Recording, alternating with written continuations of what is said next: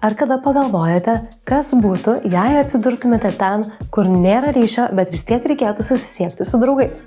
Xiaomi šiemet turi atsakymą.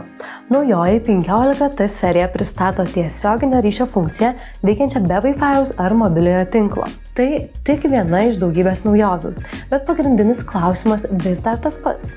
Ar rinktis standartinį 15T, ar visgi verta primokėti už 15T Pro? Išsiaiškinkime.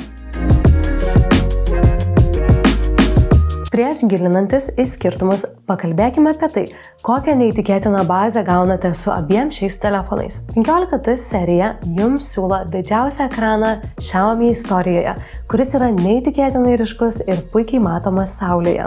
Antra, abu telefonai turi naujausią operacinę sistemą ir žinoma, tai neįtikėtina funkcija leidžianti palaikyti ryšį be tinklo. Tai kaip racija, kuri veikia tarp tokio pačio modelio telefonų. Galiausiai abu turi milžinišką bateriją, yra apsaugoti pagal IP68 standartą ir atlaiko panardinimą net iki 3 metrų gylio. Bet dabar įdomiausia dalis, kuogi jie skiriasi. Skirtumai išryškėja 3 srityse. Pirma, našumas.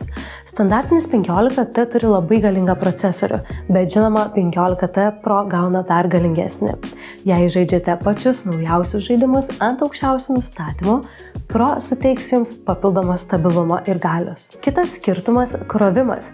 15T kraunasi 67 W greičiu, o 15T Pro turi 90 W laidinį ir 50 W belaidį krovimą.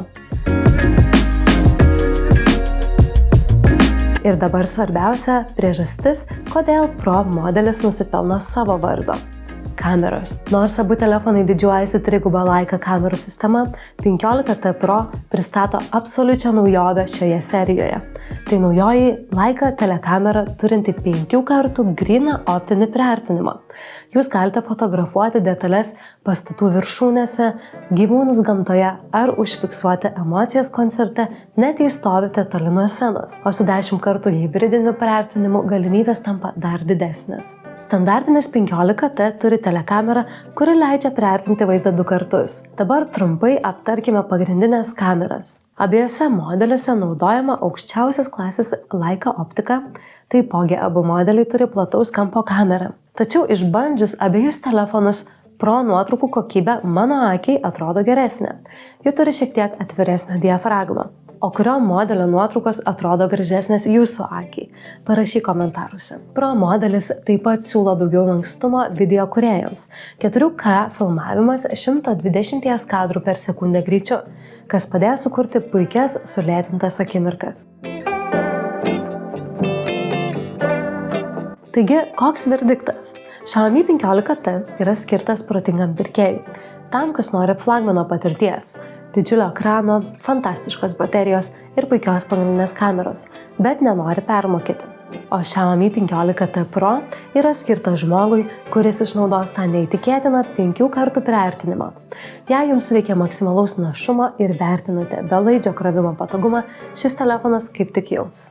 Jei nusprendėt, kurį modelį norite įsigyti, nuorodos yra aprašyme. Spauskite, įsidėkite į krepšelį ir laukite savo naujojo telefono. Nepamiršk paspausti prenumeratos ir įjungti pranešimus, kad nepraleistum ateinančių apžvalgų. Su tavimi buvo Viktorija, ačiū, kad žiūrėjai ir iki greito.